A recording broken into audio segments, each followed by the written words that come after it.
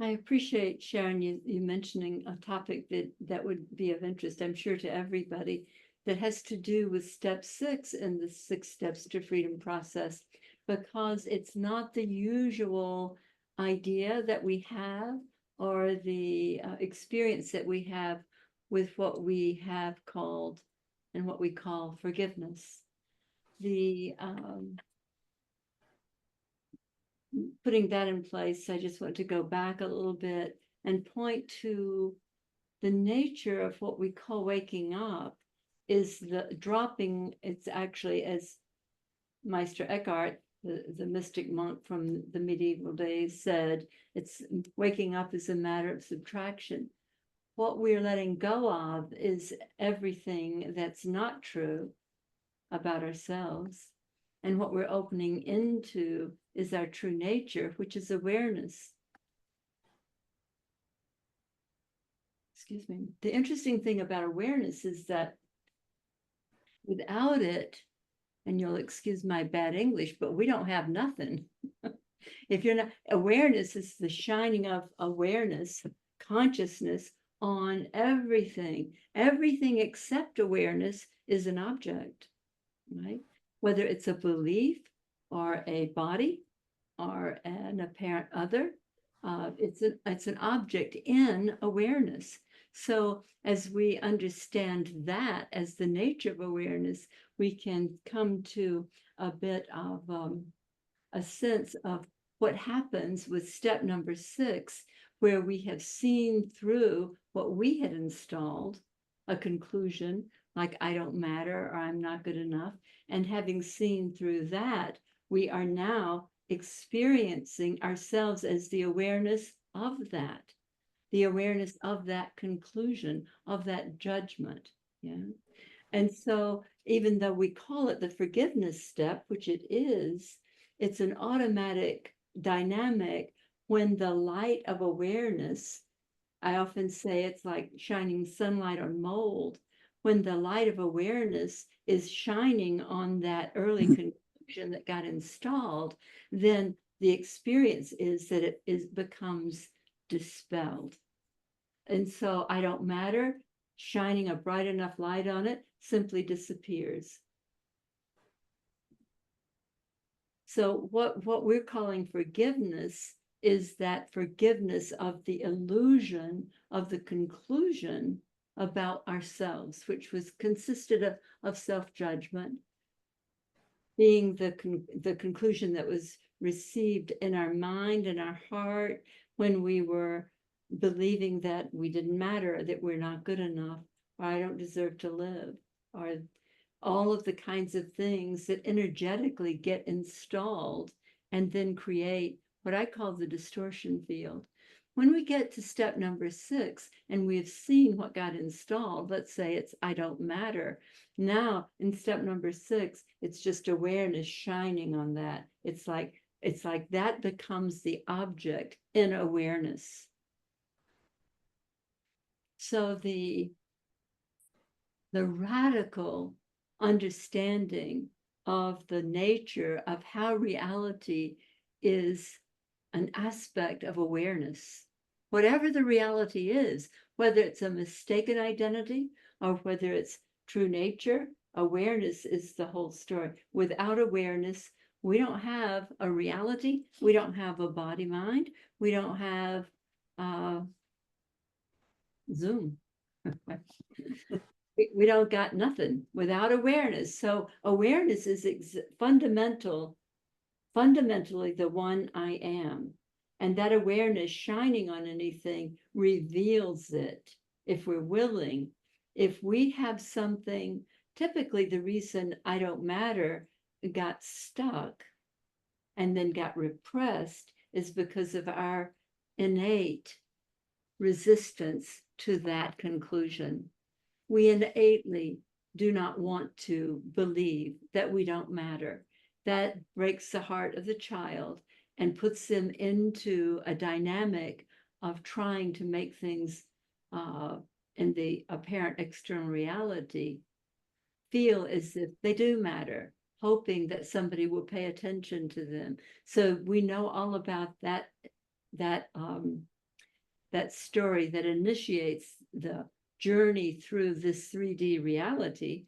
We can call it a video game or a simulation as a way of talking about it, and these body-mind units as avatars, but the awareness is prior to, overriding, and fundamental to all of that.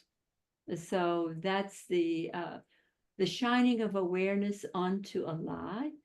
The shining of awareness onto a distortion field illuminates it to the point that it literally is dispelled in any way that it's not accurate or not true. And none of those things are true, none of those conclusions. And so there is only one reality, that is consciousness, awareness, awakeness, and then everything else is created in it, out of it. I don't know if that makes sense, Sharon. Was that helpful? I didn't talk enough about forgiveness, did I? Well, I'm wondering if what you're saying is that the light of awareness is the forgiveness, maybe, or yeah. Does it make sense to you if you're shining this bright light of awareness onto what by the time you get to step 5, you're looking at what you concluded, what got installed. We use the example, I don't matter. So you're exactly right. The bright light of awareness shining on that obliterates it in a certain way. It like wipes it out. It's like it's nothing. It was nothing to begin with, but because of our resistance to it and our belief in it, we've been living with it and living with the reality that was informed by it, which I call the distortion field, right? We've been living with that from early on, maybe a prior lifetime, even if we like to talk in that way. So you're right. It's like it gets, it's like a good metaphor is like analogy is like sunlight on mold. The shining of the sun itself dispels the mold. The shining of awareness itself onto something that's not true, I don't matter in this case, reveals it and dispels it. In the way that at the psychological level, typically what we do with something like this is go to the other end of the stick, like, well, you believed because of what happened when you were a child that you don't matter, but you really are important. You really do matter. I call that addressing the problem at the level of the problem. And I believe that's why therapeutic models don't work, right? We're still held on that polarity. But when we see clearly that it was unavoidable and that it's been functioning ever since, because it was resisted, it was installed and then resisted. This bright light shining on it reveals all of that, and it dispels that conclusion. So you're exactly right. The light itself is the forgiveness, the light of awareness. yeah, I think I've been seeing the forgiveness piece from more of an egoic, like I have to do it, I have to figure it out. So I think I've been not seeing it in the right way, or maybe in a more holistic way, that the forgiveness or the dispelling comes from the awareness that, or the beingness, not so much from the ego personality. Right. The ego is actually dispelled with the realization that it was an unavoidable but never true conclusion. I don't matter actually created the ego. The conclusions we make about ourselves create an identity, an ego mind identity. So you're exactly right. So when we get to, it's like it's emerging, right? It's been underwater and it's emerging. What I concluded, what it's meant, how I've experienced it, you know. Then we are shining light, more light, brighter and brighter. And we stand apart from that. I can't be, I don't matter, and be the one I am. Right. as an identity, as true nature. Who I am cannot be, I don't matter.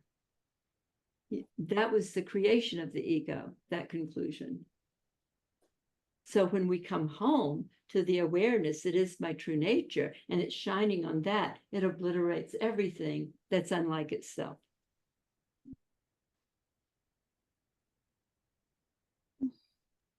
Thank you. That really helps a lot. I appreciate it. Keep shining. Yes. Okay. It's the shining that counts. Yeah. Thank you, Sharon. Thank you so much.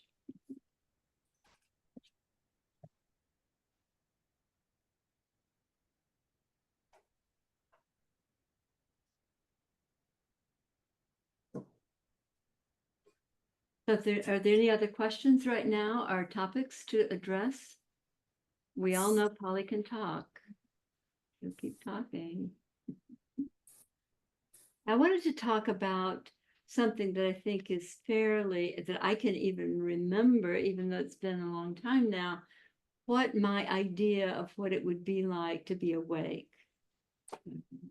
An idea of what it would be like to be free from fear, which for all of us on this path, we have known that it was the fear that kept us from the frequency of love, that we intuit deeply into it and even sporadically experience as who we are.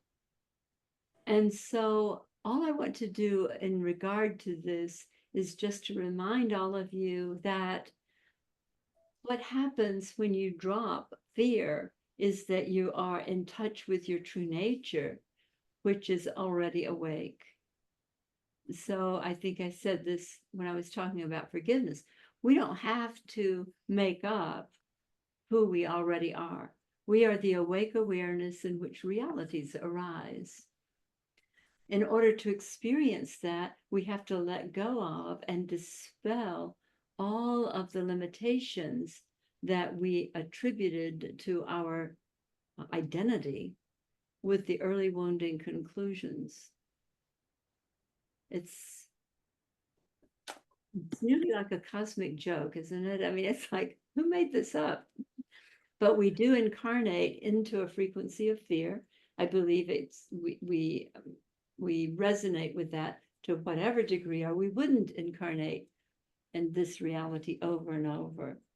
But anytime that we are embodied in this reality and we come to the clarity of our true nature, instead of identifying with being a victim of one kind or another, then when we drop the body, then the next time we will incarnate into a higher frequency reality.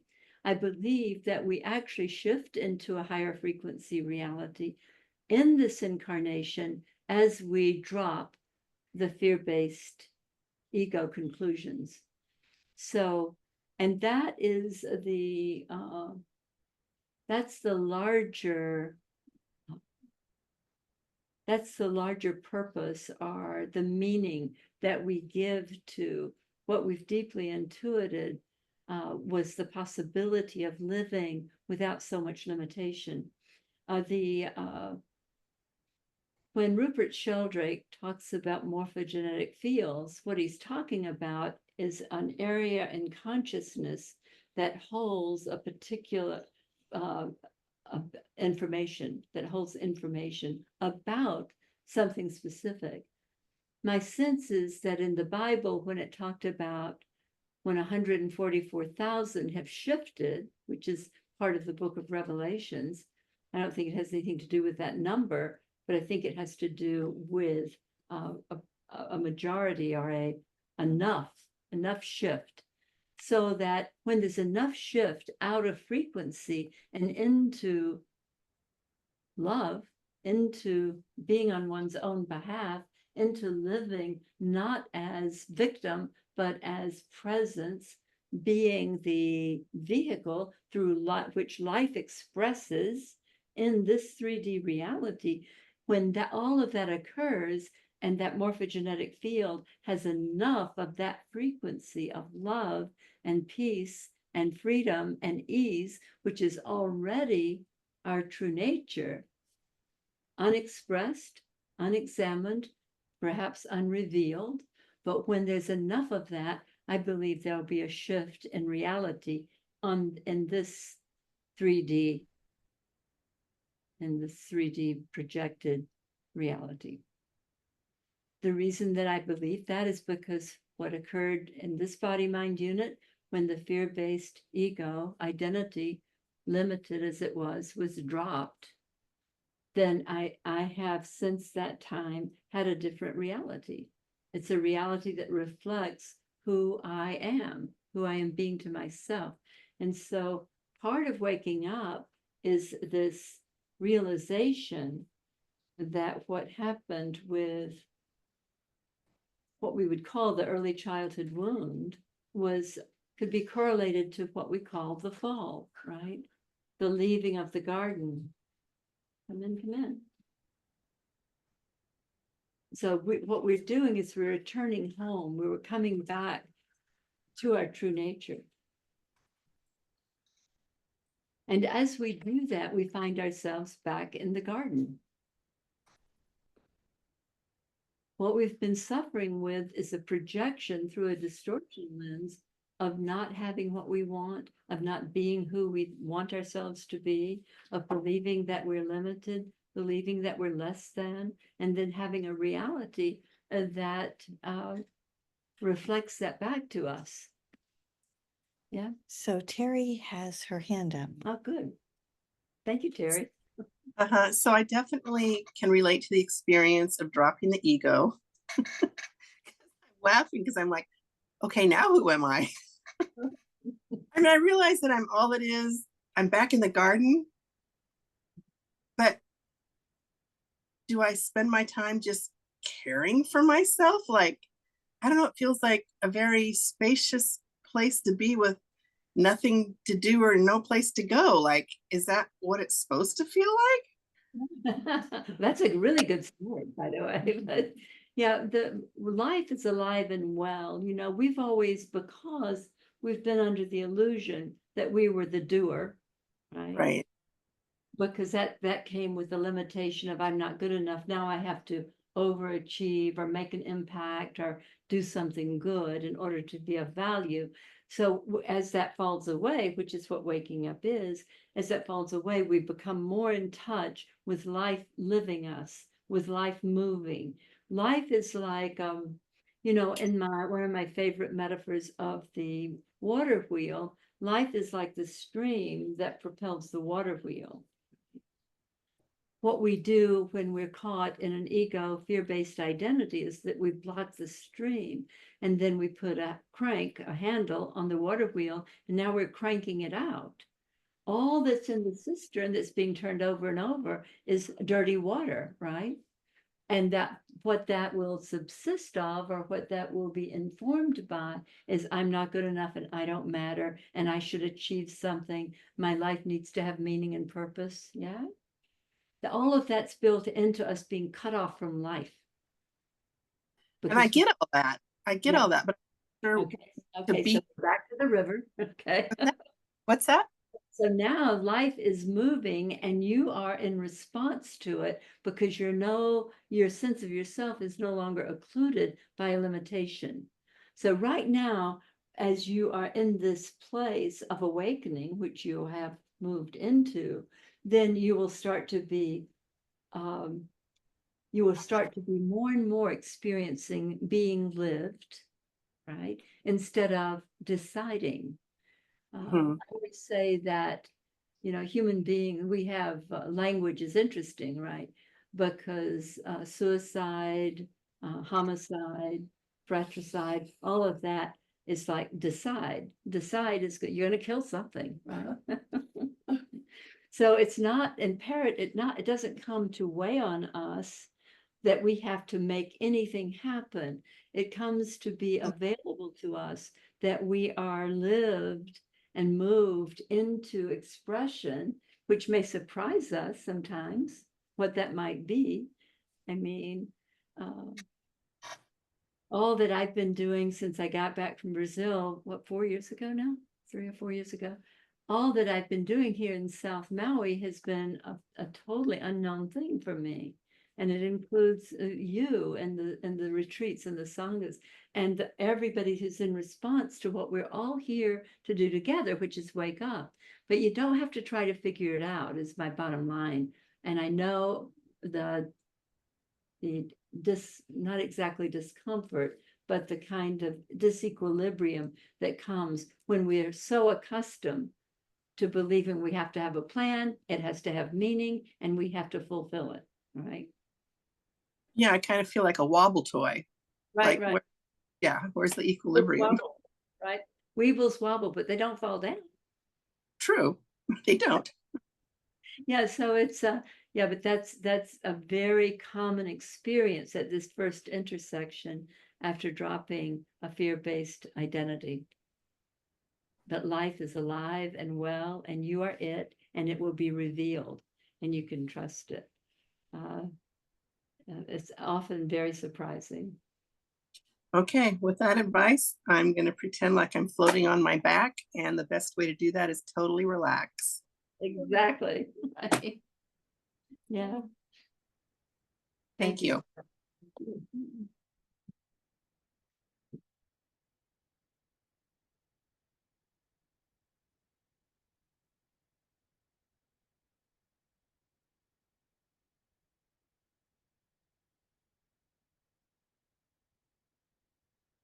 Yeah, so the illusion that we have to create meaning, and then we have to manifest it, and that it's up to us. The aspect of us that it is up to us is our true nature, which is aliveness and awareness. But that has a life of its own. As it's expressed through the body-mind unit, and then it gets to be in the arena of our gifts and talents. It gets to be in the arena of the vehicle through which it's expressing. And that can partake of preferences. It can partake of the desire to create something. The whole test, the litmus test, is whether or not it's transactional, whether or not you're trying to get something by doing something or creating something, so that you start to live in the freedom of full self-expression through your body-mind unit, but without any fear or any concern for results. The high frequency of no concern for results can't be overstated. It's like it's moving into another whole arena of energy, frequency. So where are we? We have half hour. Half an hour for somebody to bring up a topic. Anybody in the room have a topic? Question or Yeah. do you want to do the 6 steps? Yeah, Lindsay.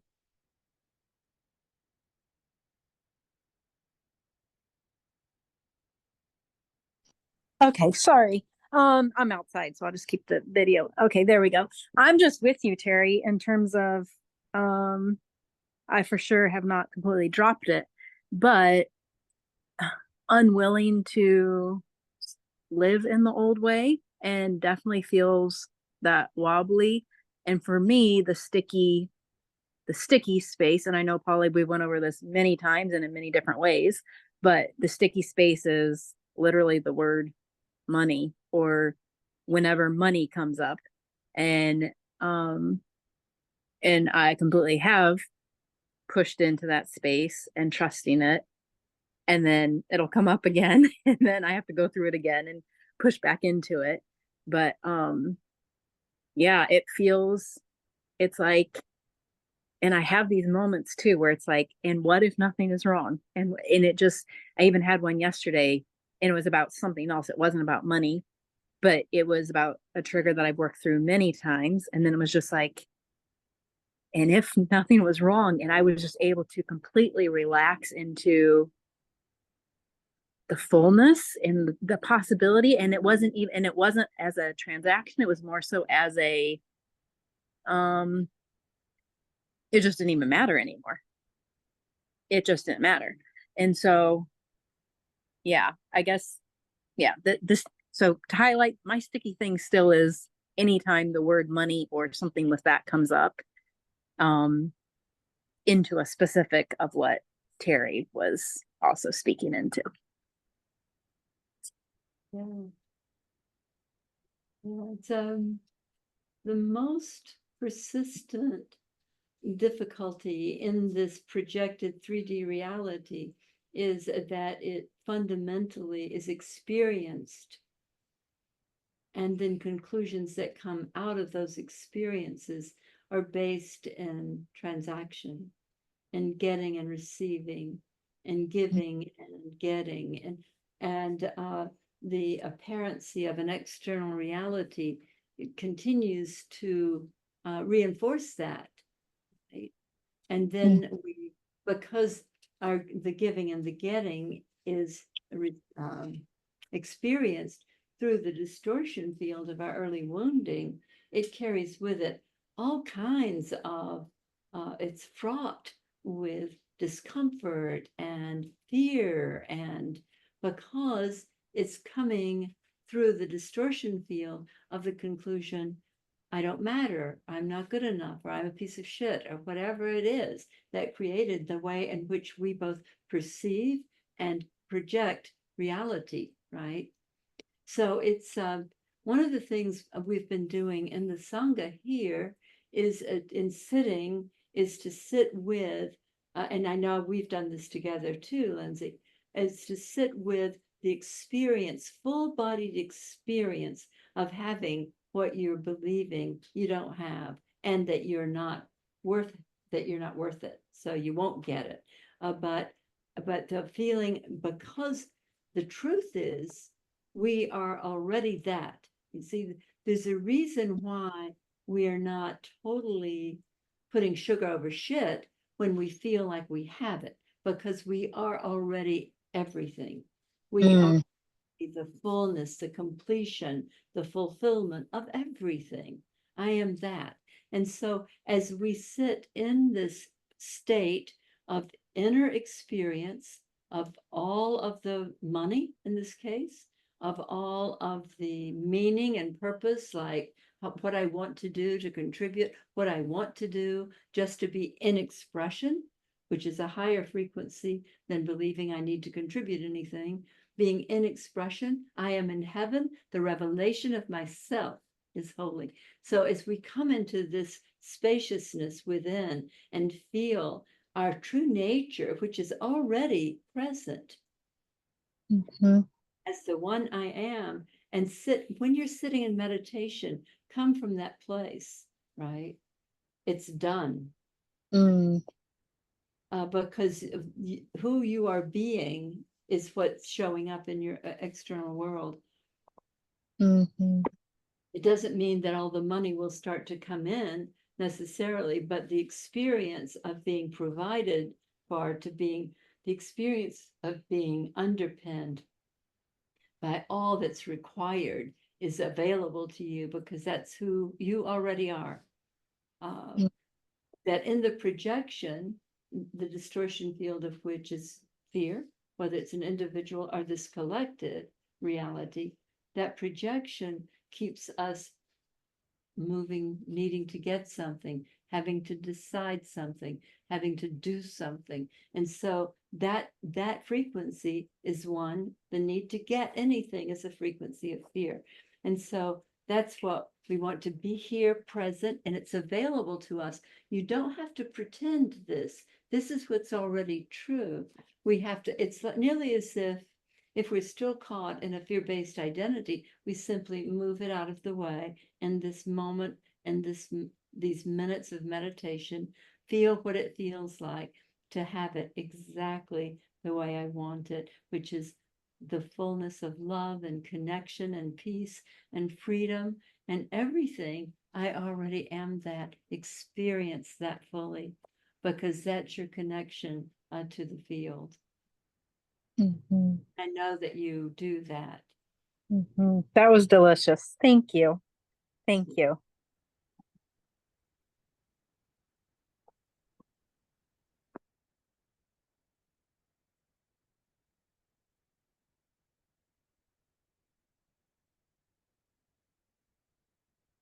Any other questions? Anyone like to do the 6 steps?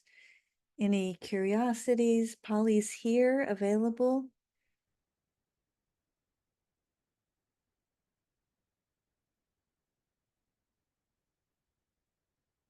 Well, I could be just curious after Terry's question.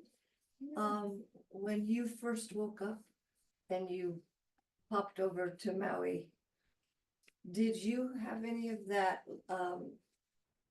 disorientation that you spoke about who, what do I do with this now, or what was that like? You know, I don't want to be untruthful about this.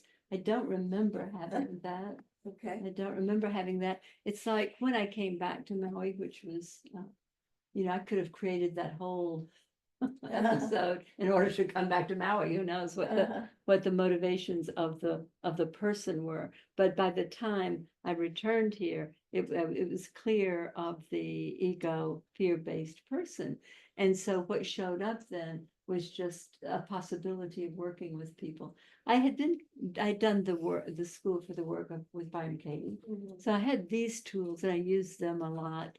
And I can't remember what else I used, but it was sitting with people and being aware of what was obfuscating, what was in the way of a fullness of being and what's already there that's just obscured by fear. So I don't remember it being that way, but I can imagine there being a space between having no more attention, or I should say, having no more attachment to being a person who needs to get something or avoid something, which is sort of my definition of a person, and being just present. And in that presence, the frequency then starts to show up as opportunity. And you don't, yeah, I wouldn't have been able to make up how it's all unfolded over these years. Yeah. Well, thank you, Deborah.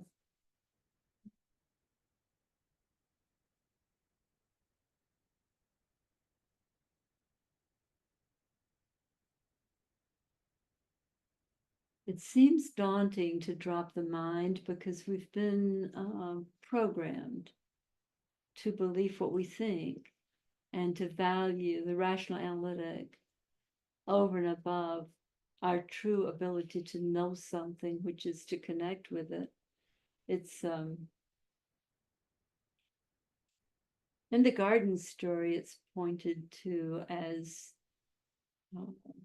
moving from our natural sense of connection to the garden and into our mind about the garden or about the snake or about the apple or about whatever got our attention, right? So now, instead of experiencing what is, which is experiencing is of the heart, right? A sense of connection, a sense of flow is of the heart.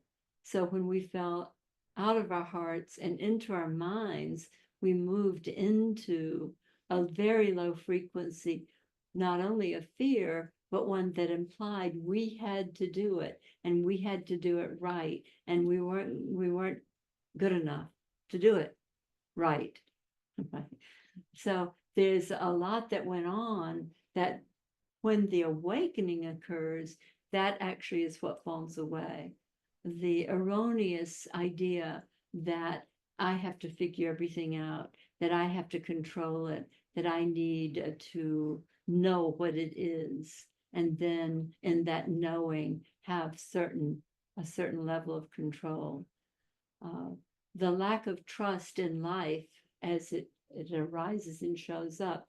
You see, we have believed because of the collective conditioning that I'm pointing to of the limited fear-based rational analytic being the expression around this whole planet, it feels very risky to us to believe that life would be safe, that life would be love, that life would be everything that we wanted, because are efforting collectively and individually to make it be something that we need to feel okay about ourselves, clearly doesn't work.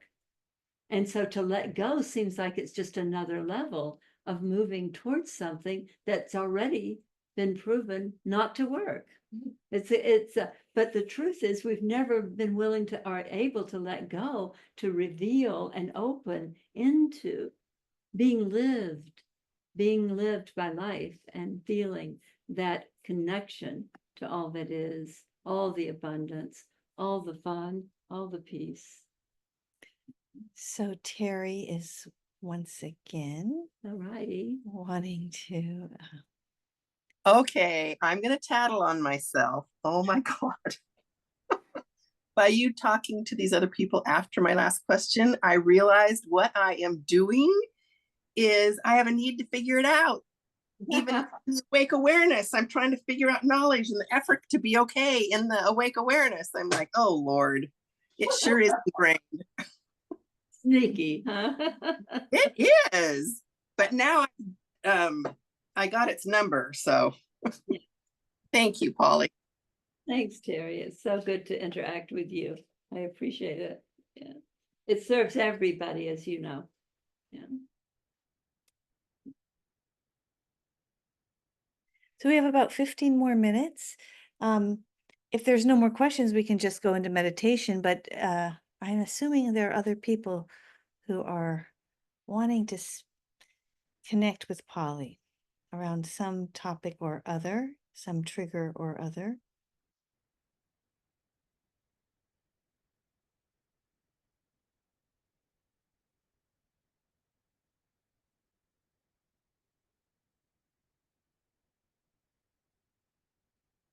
Yes.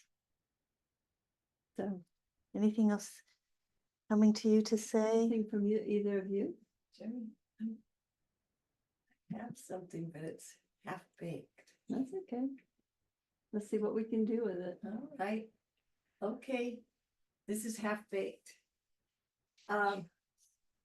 I am, I've been in a really unusually great space for a while. And I don't know if you heard the good news, I'll tell you later. Anyway, it ended up happening with those people.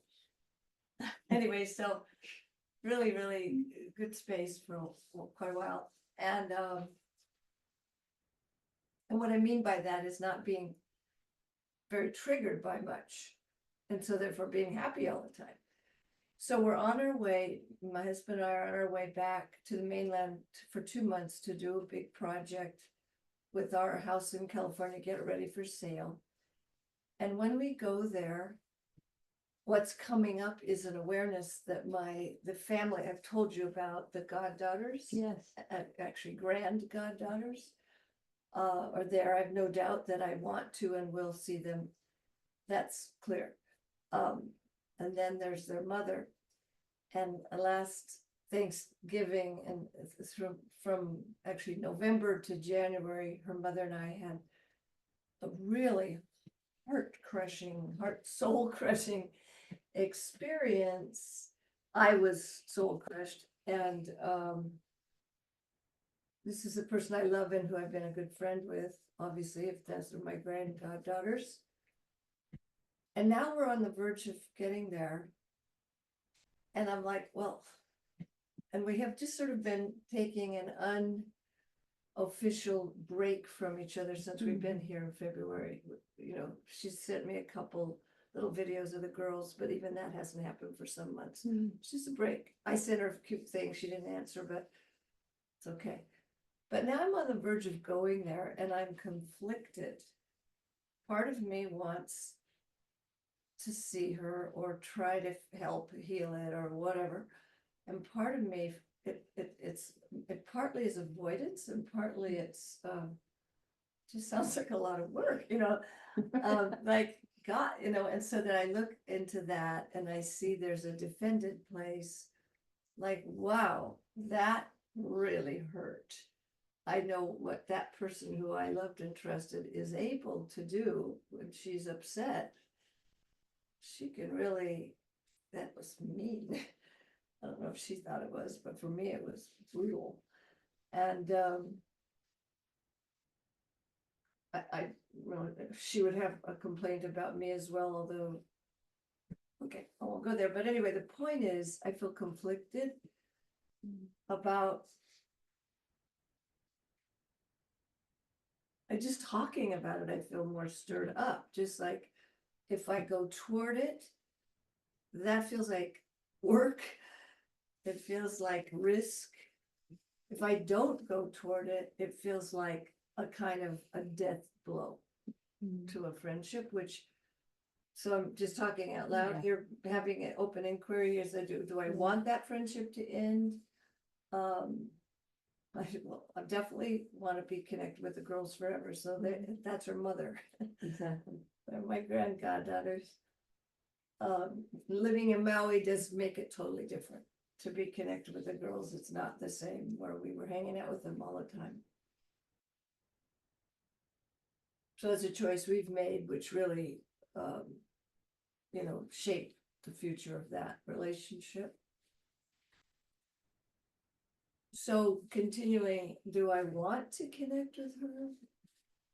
Yes, there's a part of me that loves her and just wants to have it healed and have it feel easy inside is whatever it is. But there's another part that thinks, yeah, what I already said, that just sounds risky, like I could get hurt, and it sounds like a lot of effort, like it could really be a drama. At least it was certainly a drama last year. It was like a hot coal that I put down. It hasn't been burning me for months and months and months. Do I ever want to pick a hot coal up again? And will it be hot or will it be my friend again? Anyway, so I didn't have, it's half baked because I don't have it wrapped up in. Anyway, got any thoughts? Yeah, of course. Okay. Yeah, the thing you said at the beginning of the last section, like what you would prefer, right? Oh, I would love it if it was healed. Right, That'd be great. right. Yeah, the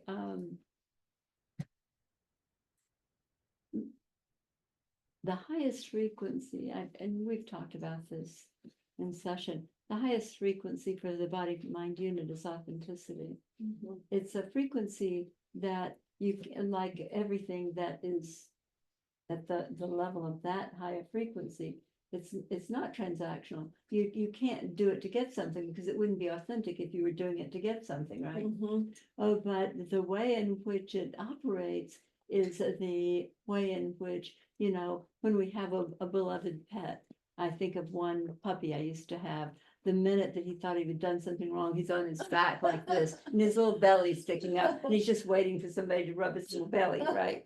And it's like, that's the way authenticity works, when you just say, just this. Yeah. I love you. I'd love it not to be fraught anymore. I can't stand the pain. The truth about, I'm afraid of even making this overture because I can't deal with the rejection or the pain or the hurt anymore. But I don't want to lose the potential for the reconnection. And authenticity doesn't come easy because what we have devised out of our adaptive behaviors are ways that had enough success for us to keep believing that they worked, right? And so we start to go to our old pattern of, say, being diplomatic or being or my nonviolent communication or whatever.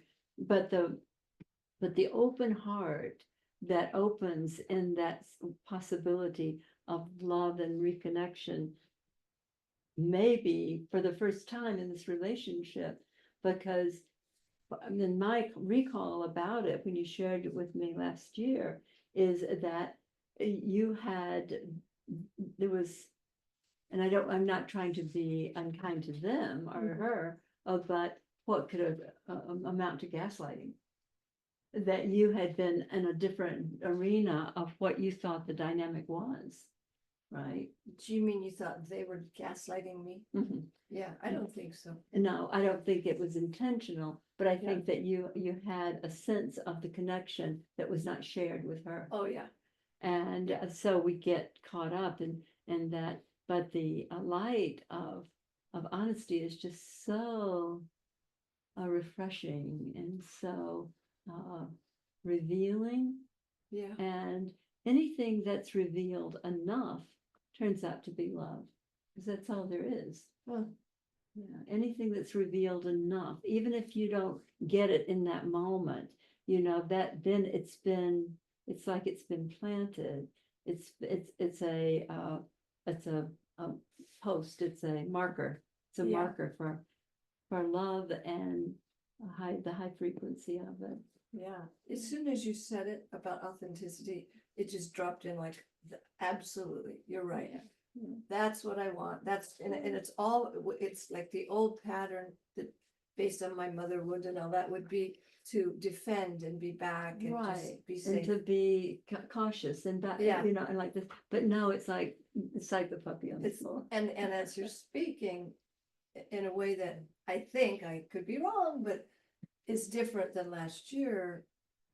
I feel like, well, no, she could hurt me bad by doing any messing up with the relationship with the girls, but she won't. No. She's much bigger than that. Mhm. So it would just be between me and her. Right, And it's like, well, what's the worst thing that could happen? exactly. She could do what she did last year. We could have a cat fight or something and it could be all over, Right. bye-bye, but I really don't believe she would